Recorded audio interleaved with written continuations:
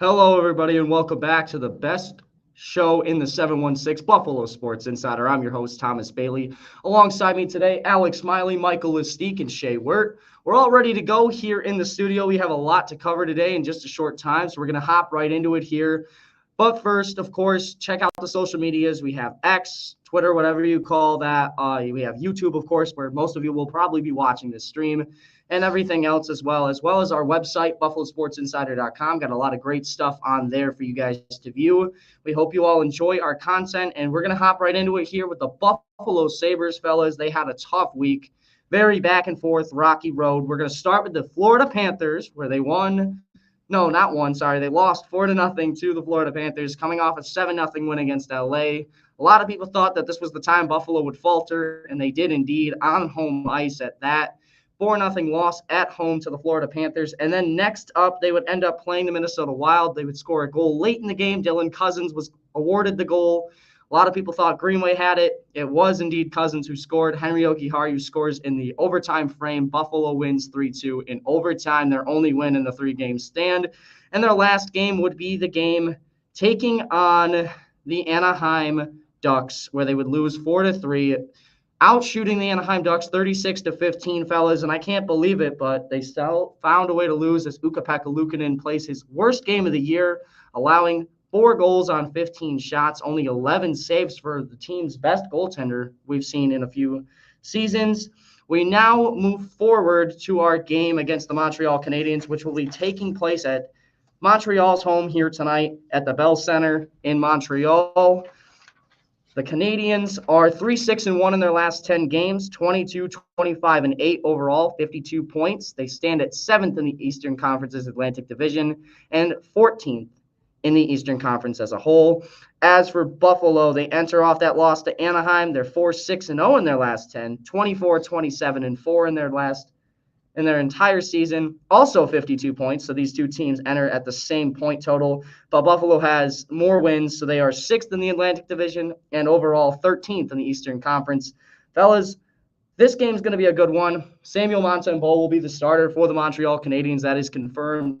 And for the Buffalo Sabres, it is expected to be Ukko-Pekka Luukkonen. I'd like to get your guys' thoughts on what you think is going to happen for this game. So I'll start with you, Alex. What do you think is going to happen tonight in Montreal? Going to come out firing on all cylinders. They've been a very inconsistent team this year, but usually after a bad loss, they come out and play well. After this bad loss against Anaheim, I expect them to come out firing. I expect them to pull off a 4-2 win. Ukko-Pekka Luukkonen, I think, gets back on track with another very good game. I think our offense continues to get a lot of shots on net, and I think we pull this one out. My score prediction is going to be 4-2. Ukko-Pekka Luukkonen, he had just came off an injury, and I'm just looking for him to come back and kind of, get things rolling, but I don't really see it happening as perfect as it seems. With the Canadiens below the Sabres in the Atlantic, I think it's important for the Sabres to teams around them if they want to have any chance of getting up in the standings. I think it's going to be another 3-1 game. The offense looked a bit better against the Ducks, but even still in a loss. But I think this is a must-win game for the Sabres. My overall thought process on this game is that, like Alex said, the Buffalo Sabres are a very streaky team. We have wins, then losses, back and forth most of the time, all season long.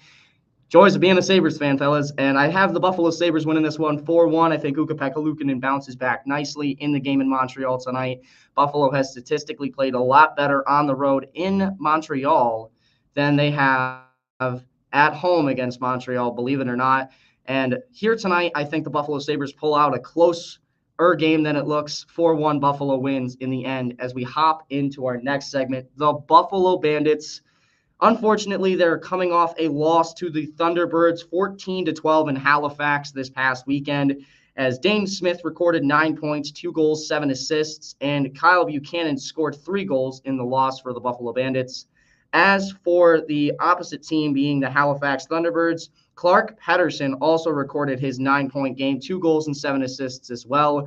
And Ryan Benish, I hope I'm saying that correct, scored 5 goals in this victory at home for the Halifax Thunderbirds. An absolutely amazing game on their part. Very close one all the way to the end, as Matt Vince did end up making 48 saves in the game as well. Unfortunately, the Bandits couldn't pull it out. Falling to 5-4, they now look ahead to their weekend matchup with the Albany Firewolves, who are living up to their name. They are on fire. They are 7-2. They've lost 2 games, both in a row. They're very streaky. They won 6 in a row, lost 2, and now they're on a 1-game winning streak. They are also 4-0 on the road, and that's where they'll be playing, is on the road at KeyBank Center this weekend, Saturday night at 7:30 p.m. on ESPN Plus and Hulu if you want to tune into that game if you're not in person. I'd like to get everybody's thoughts on this game as well. Alex, again, starting with you, what are your thoughts on Saturday's game against the Albany Firewolves? I think the Bandits are going to come out on fire. A home game after suffering a tough loss to the Halifax.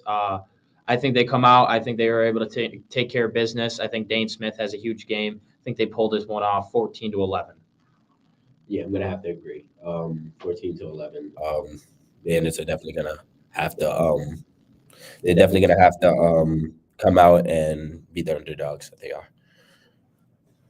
Yeah, it's definitely going to be a tough game for the Bandits, as the Firewolves are, first in the standings. I do think that the Firewolves are going to win this game, 15-11. They're hot right now, and I think they're just going to continue to be hot. A team that's 4-0 on the road, I think they're just going to continue that good form. Yeah, to finally close this out here, I think that the Bandits do inevitably lose this one. This is one of the better teams in the league, the best team currently in the NLL. I think they lose this one 18-15. I think they put up a good fight. I know they're not going to be happy with it, but they're going to fall to 500 with the loss here. It's just a really good team at a really tough time for the Bandits. I feel like they're going to come out strong. They're going to play a good game, but I feel like that the Firewolves are going to play just a little bit better and win this one 18-15 as we wrap up the Bandits segment here today. And finally, into the saddest part of our segment, folks, the Kansas City shooting that happened a few weeks ago in Kansas City, of course, on Valentine's Day, actually, so a week from today. The heated argument between 2 people ended up leading to a shooting, as an 18-year-old and 23-year-old were both charged with murder in first degree. It was a really tough day for many people. We reported on it at the time as well. Overall, 23 people were injured, 11 of which were children. Unfortunately enough, one female, a 41-year-old mother, did pass away from this inevitable accident. And one thing to note here is that this is just a terrible act. My heart goes out to all of them in Kansas City, victim or not, just a terrible event. I mean, they're just trying to celebrate another Super Bowl championship, potentially the start of a dynasty there in Kansas City, and something that should be very happy and upbeat turned really dark really fast. And I'm so sorry for anyone who is out there. Our thoughts are with each and every one of you as I take it to Shay. What are your thoughts on the situation as a Chiefs fan, a Kansas City native for many years? What are your thoughts on the situation? Yeah, just like you said, my heart goes out to the people of Kansas City and the people affected. 1 dead, 22 wounded. Half of them roughly are under the age of 16. It's just an awful, awful moment for the world, the NFL, just everyone in general. I think something needs to be done.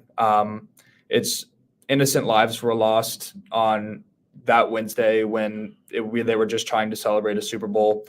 I read that there were 850 officers around the parade and at Union Station. I think it just needs to be more secure. Something needs to be done. I think people need to be, I'd say, maybe held accountable for that. I think it's just an awful moment. And my heart goes out to Lisa Lopez Galvan, the woman who passed away. May you rest in peace. And my heart goes out to you and your family. And I'd just like to say a little shout out to the Chiefs organization. They've done a fantastic job with caring for the people of Kansas City and also the kids that were in Children's Mercy Hospital. I saw some stuff with like Patrick Mahomes visiting a couple of them, and shout out to Taylor Swift, who donated $100K for the family. And it's just an unfortunate moment, and I hope it never happens again. And I think that these events need to be more secure, because if it was over an argument, innocent lives were lost because of that, and it's just not excusable anymore. Yeah, I'd like to hear your guys' thoughts a little bit on this as well, as this is a very upsetting situation, I'm sure. But what do you guys think? Like, what should they do to fix this? What can they do to fix this to where this doesn't happen nearly as often as I've seen that it has happened, especially in a situation like this where they're just trying to have fun and it turns really dark? I'd like to hear your guys' thoughts. I just wanted to say again, my heart goes out to all the families that were affected, with that event that happened. I feel like they should kind of control it in a way that, things like that just doesn't happen. I mean, putting the parade in a stadium could possibly help a little bit more. You could kind of see what people are bringing in. It's just, I feel like it should be in a stadium. Yeah, my heart goes out to everyone also involved. I think this is just a terrible act done by some terrible people. The one guy said he was just being stupid, which is just a terrible excuse for what he was done. Over an argument, it's crazy how an argument like that can turn deadly. And I just feel bad for all the kids that had to witness this. They're going to be scarred for life, and just something that could have been completely avoided. And now, because of these awful actions by awful people, something's going to have to be done that's going to have to change the parade, and it's not going to be what it once was, and it's just terrible. Couldn't have said it better, guys. I feel like this is just a terrible situation all the way around. Once again, our hearts go out to each and every single one of the victims and their families. And that will wrap up Buffalo Sports Insider. Thank you all for tuning in. I'm your host, Thomas Bailey, alongside Alex Miley, Michael Lastique, and Shea Wirt. Until next time, I'm your host, and we'll see you guys later on Buffalo Sports Insider.